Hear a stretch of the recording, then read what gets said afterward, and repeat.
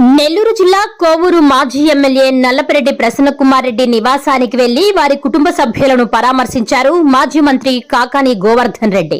దుండగులు చేసిన దాడికి ప్రసన్నకుమార్ రెడ్డి ఇళ్లు ధ్వంసమైందని ఆగ్రహం వ్యక్తం చేశారు. ఈ సందర్భంగా కాకాని గోవర్ధన్ రెడ్డి మీడియాతో మాట్లాడారు. రాజకీయ ప్రత్యర్థుల ఇళ్లపై దాడులు జరిపించడం నెల్లూరు జిల్లా రాజకీయ చరిత్రలో ఎప్పుడూ జరగలేదని గుర్తు చేస్తూ బీహార్ తరహా దారుణ పరిస్థితులకు ఈ జిల్లా మించిపోయిందని అన్నారు. దాడికి పాల్పడిన రౌడీ షీటర్లకు కొమ్ము కాస్తూ వాళ్లను గాలికి వదిలేసి దాడికి గురైన వారిపై అక్రమ కేసులు నమోదు చేయడం దుర్మార్గం అన్నారు. ప్రసన్న ఇంటిపై దారుణమైన సంఘటన జరిగినప్పుడు తాను జైల్లో ఉండి రాలేకపోయానని తెలిపారు. ఇప్పటికైనా దాడికి పాల్పడిన వ్యక్తులను గుర్తించి వారిపై కేసు నమోదు చేయాలని డిమాండ్ చేశారు కాకాని. కనీసం ఉచ్చ నీచాలు మరిచి రౌడీ మూకలొచ్చి అమ్మ ఇంట్లో ఉంటే కనీసం మానవత్వం కలిగినటువంటి వాడు మృగమైనా సరే కాస్త ఆలోచన చేస్తారు. అయ్యో ఇటువంటి పరిస్థితుల్లో పెద్ద ఆవిడ ఇంట్లో ఉంది. ఆ కుటుంబ నేపథ్యం గురించి జిల్లాలో ఉండేటువంటి ప్రజలందరికీ తెలుసు.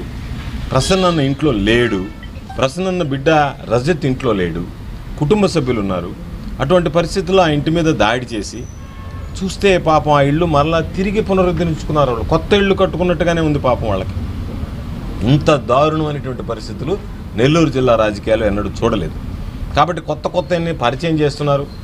బహుశా చాలామంది అనేవాళ్ళు బీహార్ తరహా రాజకీయాలు, బీహార్ తరహా గుండాయిజం అని. ఈరోజు చూస్తే బీహార్ కూడా రాష్ట్ర రాజకీయాల్లో నెల్లూరు జిల్లా రాజకీయాల్లో పనికొచ్చేటువంటి పరిస్థితులు లేదు. దానికి పరాకాష్ఠ ఏమిటంటే దాడి జరిగిన తర్వాత పోలీసులు ఇక్కడే సాక్ష్యంగా ఉండి ఎవరైతే వచ్చారో వాళ్ళ మీద కేసులు బనాయించకుండా ఈ జిల్లా ఎస్పీ గారు అక్రమ కేసులు బనాయించడంలో పిహెచ్డి చేసినట్టుగా నాకు అనిపిస్తుంది. ఎవరైతే దాడికి గురి కాబడ్డారో ఆ కుటుంబం మీద దాడి చేశారో వాళ్ళని గుర్తించి వాళ్ళని మీద సీరియస్గా చర్యలు తీసుకోవాల్సినటువంటి దాన్ని విస్మరించి అందరూ కలిసి పత్రికలు, మీడియా, ప్రజలు అందరూ ఘోషించిన తర్వాత మొక్కుబడిగా కేసులు నమోదు చేసి బెయిల్ ఇచ్చి పంపించేసి ఆ రౌడీ షీటర్లందరికీ కొమ్ము కాస్తూ ఈరోజు దానికి సంబంధించి జగన్మోహన్ రెడ్డి గారు విచారింపుకు వస్తే జగన్మోహన్ రెడ్డి గారు పరామర్శించడానికి ఆ కుటుంబం దగ్గరికి వస్తే జగన్మోహన్ రెడ్డి గారి పరామర్శలో పాల్గొన్నటువంటి వాళ్ళ మీద కక్ష సాధింపులు, ప్రసన్న కుమార్ రెడ్డి గారి ఇంటికి జగన్మోహన్ రెడ్డి గారు రావడం ఏమిటి అనేటువంటిది ఒప్పుకోలేక, తాళలేక, తట్టుకోలేక, భరించలేక ఈరోజు సాక్షాత్తు ప్రసన్న మీదనే ఈరోజు కేసు నమోదు చేశారు. అంటే ఎక్కడైనా ఎప్పుడైనా ఇంత నీచమైనటువంటివి పోలీసు వ్యవస్థలో మనం చూసామా? జిల్లా ఎస్పీ గారు ఇటువంటి వాటిని చూసి సహించగలుగుతున్నాడా, భరిస్తున్నాడా? ఎందుకంటే ఒక కేసు పెట్టడం, 2 రోజులకి ఆయన తాళ్ళు తిరిగి పడిపోవడం, మరలా ఇంకో కేసు పెట్టడం, 2 రోజుల తర్వాత తాళ్ళు తిరిగి పడిపోవడం ఎస్పీ గారు. అంతే తప్ప ఈ జిల్లాలో అసలు ఏం జరుగుతుంది, ఎవరు ఈ విధంగా ప్రవర్తిస్తున్నారు? రాజకీయాలు ఎప్పుడు శాశ్వతం కాదు. నేననేది కోవూరు నియోజకవర్గంలో ప్రశాంతమ్మ గారు గెలుపొంది ఉండొచ్చు. ఈ గెలుపు అనేటువంటిది ఎప్పుడు శాశ్వతంగా ఎవరికి ఉండదు. కాబట్టి మనం నడిచేటువంటి నడవడిక, మన ప్రవర్తన అనేటువంటి మీద ఆధారపడి ఉంటుంది తప్ప లేదు మా ఇష్టారాజ్యంగా మేము వ్యవహరిస్తాం, మా ఇష్టారాజ్యంగా మేము గోండాలను పంపిస్తాం, మా ఇష్టారాజ్యంగా ఈరోజు మేము దాడులు చేస్తామనంటే వాళ్ళు మాట్లాడేటువంటి మాటలకి పొంతం లేదు, పోలీస్ చేసేటువంటి చేష్టలకి పొంతం లేదు. ఈరోజు వాళ్ళే ఏం చెప్తున్నారు?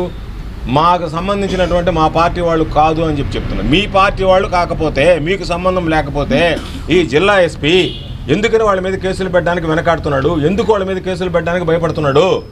సాక్షాత్తు మీ పాత్ర ఉంది కాబట్టి, మీ ఆదేశాలతోనే వాళ్ళు ఇక్కడికి వచ్చారు కాబట్టి, వాళ్ళని కాపాడాల్సినటువంటి బాధ్యత మీ మీద ఉంది కాబట్టి మీరు పోలీసు యంత్రాంగం మీద ఒత్తిడి తెచ్చి ఏదో మొక్కుబడిగా అసలు కేసులు లేకుండా చేశారు. మొక్కుబడిగా కేసులు పెట్టి ఈరోజు ఏదో ఒక విధంగా ఉంది, ఏదో ఒక విధంగా దాని నుంచి బయటపడాలని ఆలోచన చేస్తున్నారు. ఇది కరెక్ట్ కాదు.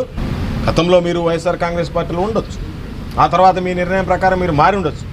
మారిన తర్వాత గతంలో ఉన్నటువంటి సన్యాసాన్ని అన్నింటినీ మర్చిపోయి మీరు జగన్మోహన్ రెడ్డి గారి మీద నిందలు వేయడం, ప్రసన్న మీద దాడులు చేయడం దురదృష్టకరమైనటువంటి సంఘటనలు. నేను ఆ రోజు ఇక్కడ లేను కాబట్టి, జైల్లో ఉన్నాను కాబట్టి ఆ రోజు వెంటనే వచ్చి పరామర్శించలేకపోయినా అమ్మను చూడాలనేటువంటి ఆలోచనతో ఈరోజు హైదరాబాద్లో ఉన్నటువంటి కుటుంబం అన్ని రిపేర్లు చేసుకుని పాపం దాదాపుగా నాకైతే ఇల్లు చూస్తే అనిపించింది.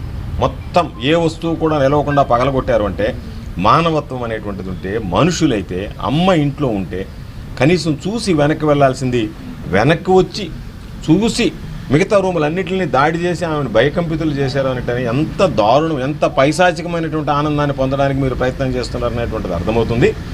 తప్పనిసరిగా ఈరోజు మీరు అక్రమ కేసులు పెట్టి ప్రసన్న మీద ఏదో అనుకుంటున్నారేమో, ఇదే కేసులు మరలా తిరిగి రేపు ప్రభుత్వాలు మారతాయి. మీ మీద బనాయించబడతాయి. ఆ రోజు మీ మానసిక పరిస్థితి ఏ విధంగా ఉండబోతుంది అనేటువంటిది ఆలోచన చేసుకోండి. ఇది ప్రజాస్వామ్యంలో సరైనటువంటి పద్ధతి విధానం కాదు అని చెప్పి సందర్భంగా తెలియజేస్తున్నాం. ప్రసన్న కుటుంబానికి ఈ రాష్ట్ర ప్రజలు, జిల్లా ప్రజలు అందరూ అండగా నిలుస్తాం. ఈ జిల్లాలో ఉండేటువంటి వాళ్ళందరం కూడా ప్రసన్ననే ఈరోజు చేయనటువంటి దానికి ఈరోజు అక్రమ కేసు బనాయించారనేటువంటి భావం ప్రజల్లో ఉంది. న్యాయస్థానాన్ని ఆశ్రయించాం, న్యాయస్థానం తీర్పిస్తుంది, ప్రసన్న నిర్దోషిగా వస్తాడు.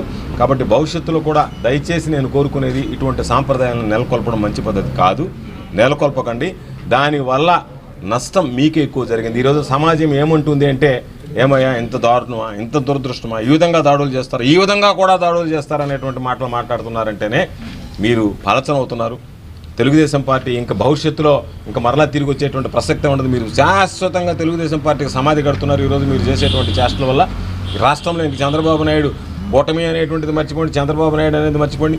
జగన్మోహన్ రెడ్డి గారి పరిపాలనతో బేరీజు వేసుకుంటే చంద్రబాబు నాయుడు దరిద్రపు పాలన అని చెప్పి ప్రజలు మాట్లాడుకునేటువంటి పరిస్థితి ఏర్పడింది. కాబట్టి ఏది ఏమైనా జరిగినటువంటి దాడిని ఖండిస్తున్నాం.